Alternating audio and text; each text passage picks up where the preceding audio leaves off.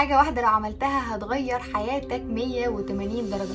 كل حد فينا بيجي عليه وقت في اليوم دماغه بتديله أفكار لحاجات يعملها في شغله أو في الحاجة اللي مهتم بيها، حاجات لو عملها هتوصله لهدف من أهدافه. وكل اللي عليك إنك هتسجل الحاجات دي في نوت، هتنقل الحاجة دي من مجرد فكرة جت في عقلك في أقل من ثانية لحاجة كتبتها بإيدك وشفتها بعينيك، وهتبتدي وقتها تتخيل نفسك وانت محقق الحاجة دي وتفكر ازاي توصل لها. وفي كل مرة عقلك هيكون فيها في قمة نشاطه هيديك خطوات تعملها علشان توصل للهدف ده. والورقة دي هتكون دليلك والمرجع اللي بتمشي عليه في كل مرة بتكون فيها مكتئب أو فاقد الشغف أو فاقد الحماس.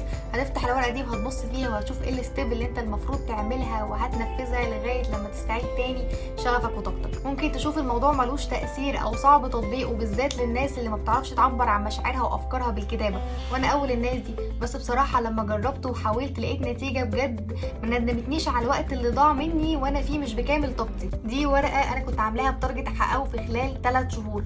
كنت كاتبة الورقة دي وانا بكامل طاقتي وحماسي، وبعدها دخلت في اكتئاب، ولكن حققت التارجت المطلوب مني. اي نعم اخدت فترة اطول ولكن حققته. الورقة دي كانت بتوجهني بتقولي المفروض اعمل ايه في عز ما انا اصلا عقلي مش قادر يفكر ولا يعمل اي حاجة. دي الحاجات اللي انا عملتها وانا بحاول اخرج من دايرة الدبريشن اللي دخلت فيها واللي بحاول اخرج منها لحد دلوقتي.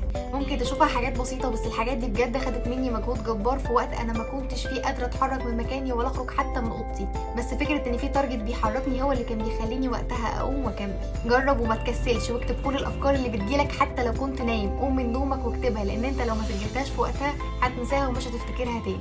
سلام.